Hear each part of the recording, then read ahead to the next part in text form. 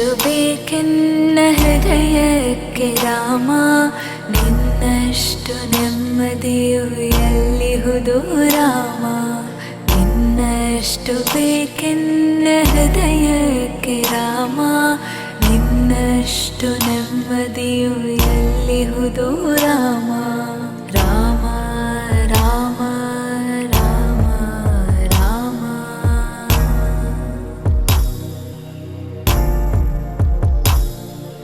ನಿನ್ನಿಷ್ಟದಂತೆನ್ನ ಇಟ್ಟಿರುವೆ ರಾಮ, ನನ್ನಿಷ್ಟದಂತೆಲ್ಲ ಕೊಟ್ಟಿರುವೆ ರಾಮ. ಕಷ್ಟಗಳ ಕೊಡಬೇಡ ಎನ್ನಲಾರೆ ರಾಮ, ಕಷ್ಟ ಸಹಿಸುವ ಸಹನೆ ಕೊಡು ನನಗೆ ರಾಮ. ಕಷ್ಟ ಸಹಿಸುವ ಸಹನೆ ಇನ್ನಷ್ಟು ರಾಮ, ಕಷ್ಟ ಸಹಿಸುವ ಸಹನೆ ನಿನ್ನಷ್ಟು ರಾಮ. ರಘುರಾಮ ರಘುರಾಮ. ಇದು ನಮ್ಮ ತೋಟ, ಅತಿಥಿ ತೋಟ ಹತ್ರ ಇರುವಂತಹ ಗುಂಡಾಂಜನೇಯ ದೇವಸ್ಥಾನ. ನಾನು ನಮ್ಮ ಪವಿತ್ರನ ಜೊತೆ ಬಂದಿದ್ದೀನಿ. ತುಂಬ ಒಳ್ಳೆ ವಾತಾವರಣ ಇದೆ, ಒಳ್ಳೆ ವೈಬ್ರೇಷನ್ನು. ಬಹಳಷ್ಟು ಭಕ್ತಾದಿಗಳು ಬಂದು ಆಂಜನೇಯ ಸ್ವಾಮಿಗೆ ಪೂಜೆ ಮಾಡಿಕೊಂಡು ತಮ್ಮ ತಮ್ಮ ಬಯಕೆಗಳನ್ನು ಭಗವಂತನ ಮುಂದೆ ಹೇಳಿ ಈಡೇರಿದಾಗ ಅಥವಾ ಮತ್ತೊಮ್ಮೆ ಬಂದಾಗ ಈ ದೇವಸ್ಥಾನಕ್ಕೆ ಗಂಟೆಗಳನ್ನ ಕೊಡಿಸಿ ಹೋಗುವಂತಹ ಒಂದು ಪದ್ಧತಿ ಇದೆ. ಎಲ್ಲವೂ ಸಹ ಹಿಂದಿನದ್ದಾದರೂ ಸಹ ಎಲ್ಲದರಲ್ಲೂ ಸತ್ಯ ಇದೆ ಅಂತ ಅನಿಸುತ್ತೆ. ಮೊಸರನ್ನದ ಪ್ರಸಾದ ಕೊಡೋದು ಒಂದು ಇಲ್ಲಿ ವಿಶೇಷ, ತಂಪಾಗಿರಲಿ ಅನ್ನುವಂತಹ ಉದ್ದೇಶ. ಬಹಳ ಚೆನ್ನಾಗಿದೆ.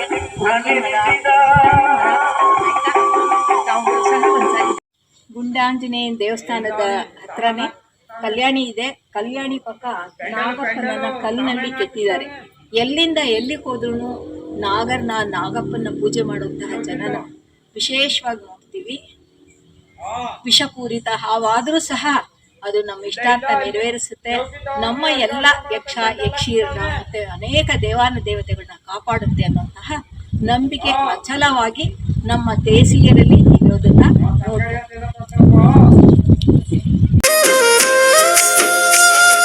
ಜಗದ ಶಕ್ತಿಗಳೆಲ್ಲ ಒಂದಾಗಿ ನಿಂತಿತು, ಜಗವೆಲ್ಲ ಕ್ರಮಿಸಿ ಆಕಾರ ಬಂದಿತು. ಕರಿಮುಗಿಲೆ ಕೇಶವೋ ಸೂರ್ಯ ಚಂದ್ರರೆ ನಯನಗಳು, ಸುಳಿವ ಮಿಂಚುಗಳೇ ನಗೆಯೋ ಸಿಡಿಲು ಗುಡುಗುಗಳೆಲ್ಲ ನಿನಾಡು ನುಡಿಯೋ. ಮೇರು ಪರ್ವತವೇ ನೀ ಹಿಡಿದ ಗದೆಯೋ, ಪಾದ ಕಮಲಗಳೆರಡು ಪಾತಾಳದಲ್ಲಿವೆಯೋ. ಅಂಜನಾತನಾಯ ವೀರಾಂಜನೇಯ ಮಾರುತಿರಾಯ.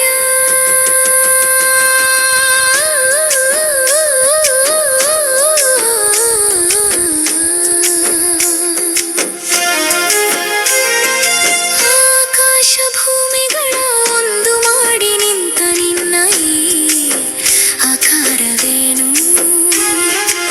ಆಕಾಶ ಭೂಮಿಗಳ ಒಂದು ಮಾಡಿ ನಿಂತ ನಿನ್ನ ಈ ಆಕಾರವೇನು. ಬ್ರಹ್ಮ ಗುರು ವಿಷ್ಣು ಗುರುದೇವೋ ಮಹೇಶ್ವರ ಗುರು ಸಾಕ್ಷಾತ್ ಪರಬ್ರಹ್ಮ ರಸ್ಮೈ ಸ್ತ್ರೀ ಗುರುವೇ ನಮಃ. ಇದು ಗುಂಡಾಂಜನೇಯ ಸ್ವಾಮಿ ಅಂತ ಉದ್ಭವ ಮೂರ್ತಿ. ಇದು 5000 ವರ್ಷ ಇತಿಹಾಸ ಆಗಿದೆ. ಇದು ಚಂಪಕಾರಣ್ಯ ಅಂತ ಒಂದು ಅರಣ್ಯ.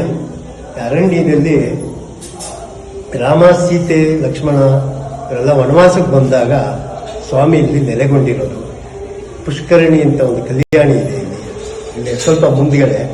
ಇಲ್ಲಿ ವಾರಕ್ಕೊಂದು ದಿನ ಪೂಜೆ ಇರುತ್ತೆ, ಸೇವೆ ಕಜ್ಜಾಯ ಸೇವೆ ಇರುತ್ತೆ, ಅಭಿಷೇಕ ಇರುತ್ತೆ, ಹೂವಿನ ಅಲಂಕಾರ ಇರುತ್ತೆ. ಅವರ ಶಕ್ತಿ ಅನುಸಾರವಾಗಿ ಬೇಡ್ಕೊತಾರೆ. ಯಾರೇ ಭಕ್ತಾದಿಗಳು ಏನೇ ಕೇಳಿದ್ರೆ ಅಯ್ಯಪ್ಪ ಇಲ್ಲ ಅನ್ನಲ್ಲ. ನನ್ನ ಹೆಸರು ಬ್ರಾಹ್ಮಿಲಾ ಮದನ್ ಅಂತ. ರಕ್ಷಿತಾ ಅವರೇ, ನೀವು ಪುರೋಹಿತರ ಮಗಳು ಅಂತ ಕೇಳಿದೆ, ಬಹಳ ಸಂತೋಷ ಆಯಿತು ನನಗೆ. ರಾವ್ಗೋಡ್ಲಲ್ಲಿ ಇಂತಹ ಉತ್ತಮವಾದ ಕ್ಷೇತ್ರ ಇದೆ ಅನ್ನೋದೇ ನನಗೆ ಒಂದು ಹೆಮ್ಮೆಯ ಸಂಗತಿ.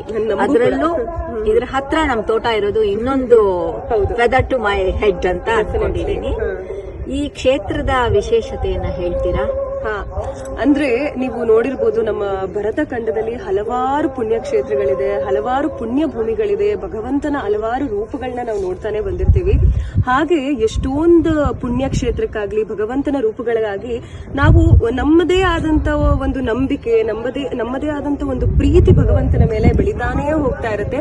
ಹಾಗೆ ಎಷ್ಟೊಂದು ಕ್ಷೇತ್ರಗಳಿಗೆ ಅಲ್ಲಿರೋರು ಅಥವಾ ಊರಿನ ಜನನೋ ಸೇರಿ ಒಂದು ಹೆಸರನ್ನು ಕೊಡ್ತಾರೆ. ಅದು ಕಾಲಕ್ಕೆ ಬದಲಾಗ್ತಾನೆ ಹೋಗುತ್ತೆ. ನನಗೆ ಕೇಳಿರೋ ಮಟ್ಟಕ್ಕೆ ಮುಂಚೆ ರಾಮಗೊಡ್ಲು ಆಗಿತ್ತಂತೆ, ಆಮೇಲೆ ಜನ ಮಾತಾಡ್ತಾ ಅಂದ್ರೆ ಮೌತ್ ಟು ಮೌತ್ ಅಂತ ಹೇಳ್ತಾರಲ್ಲ, ಹಾಗೆ ಅದು ರಾವ್ಗೊಡ್ಲು ಆಯ್ತು ಅಂತ ನಾನ್ ಕೇಳಿದೀನಿ. ಹಾಗೆ ಈ ಒಂದು ನೀವಾಗ್ಲೇ ಹೇಳಿದ್ರಿ ನಾನು ತುಂಬಾನೇ ಪುಣ್ಯ ಮಾಡಿದೀನಿ, ಇಲ್ಲಿ ನೋಡ್ತಾ ಇದೀವಿ ಅನ್ನೋದು ಡೆಫಿನೆಟ್ಲಿ ನಮಿಗೂ ತುಂಬಾನೇ ಖುಷಿ ಆಗುತ್ತೆ. ಯಾಕಂದ್ರೆ ಎಲ್ಲೆಲ್ಲೋ ಬೇರೆ ಜಾಗಗಳಿಂದ ಬರ್ತಾರೆ ಇಲ್ಲಿ ನೋಡೋದಕ್ಕೆ, ಆದ್ರೆ ನಾವ್ ಇಲ್ಲಿಂದಾನೇ ಎಲ್ಲ ಒಂದ್ ಕಡೆ ಹೋಗ್ತೀವಿ, ಇಲ್ಲಿಗೆ ಮತ್ತೆ ಮರಳಿ ಬರ್ತೀವಿ ಅನ್ನೋದಕ್ಕೆ ನಮಗೆ ಇನ್ನೂ ಮತ್ತೆ ಜಾಸ್ತಿ ಉತ್ಸಾಹ, ಖುಷಿ ಇನ್ನೂ ಜಾಸ್ತಿ ಆಗ್ತಾನೆ ಹೋಗುತ್ತೆ. ಹಾಗೆ ನಮ್ಮ ದೇವಸ್ಥಾನದ ಬಗ್ಗೆ ಹೇಳ್ಬೇಕು ಅಂತ ಅಂದ್ರೆ ನನಗೆ ಗೊತ್ತಿರೋ ಮಟ್ಟಕ್ಕೆ ಹೇಳ್ತೀನಿ. ಯಾಕಂದ್ರೆ ಭಕ್ತಿಗಿನ್ನ ಪ್ರೀತಿ ಇದೆ ಅಂತ ತುಂಬಾ ಹತ್ತಿರವಾದ ಪದ. ಹೌದು, ಡೆಫಿನೆಟ್ಲಿ.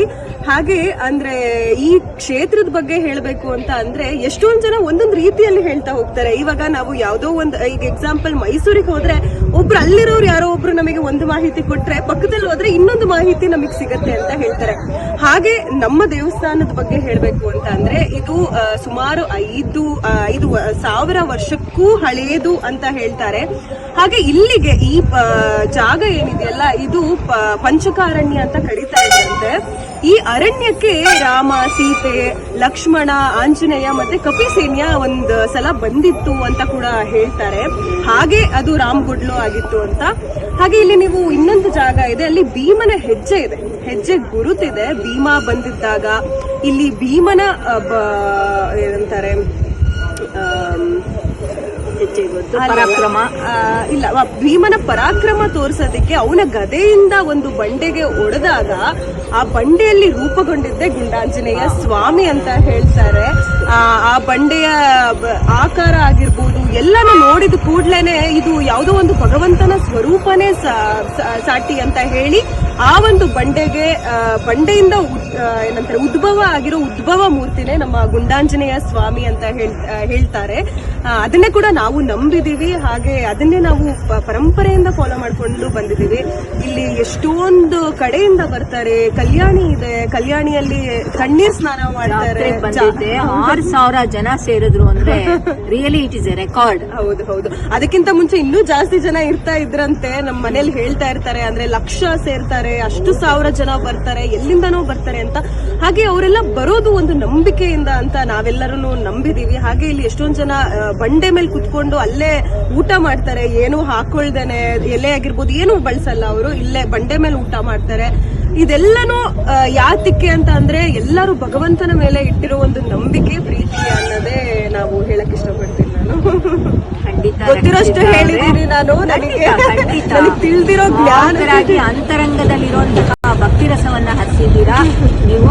ಈ ಒಂದು ಚಿಕ್ಕ ವಯಸ್ಸಲ್ಲೇ ಭಗವಂತನ ಬಗ್ಗೆ ಇಷ್ಟೊಂದು ಆಸಕ್ತಿ ಇರೋದು ನಮ್ಮ ಈ ಯುವ ಜನತೆಗೆ ಇದು ಒಂದು ಪಾಠ ಅಂತ ನಾನು ಅನ್ಕೊಂಡಿದ್ದೀನಿ.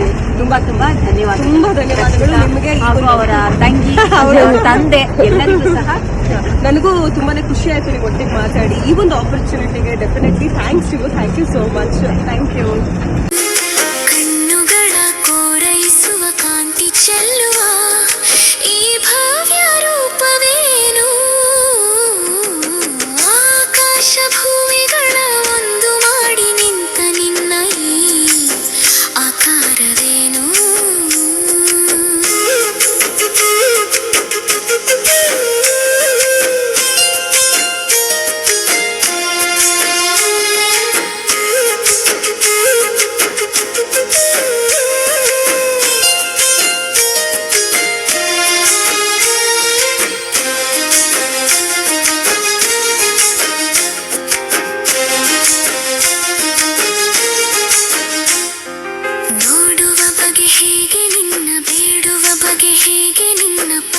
ಹುಡುಕಲಾರೆ ಹನುಮ ಮೊಗವ ಕಾಣಲಾರೆ, ನೋಡುವ ಬಗೆ ಹೇಗೆ ನಿನ್ನ, ಬೇಡುವ ಬಗೆ ಹೇಗೆ ನಿನ್ನ, ಪಾದ ಹುಡುಕಲಾರೆ ಹನುಮ ಮೊಗವ ಕಾಣಲಾರೆ.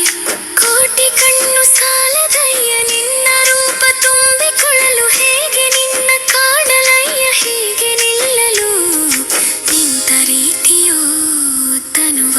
ಕಾಂತಿಯೋ ಉರಿವ ಸೂರ್ಯ ಹಣತೆ ದೀಪದಂತೆ ಕಾಣುತ್ತಿರಲು ಹೀಗೆ ಆಕಾಶ ಭೂಮಿಗಳ ಒಂದು ಮಾಡಿ ನಿಂತ ನಿನ್ನ ಈ ಆಕಾರವೇನು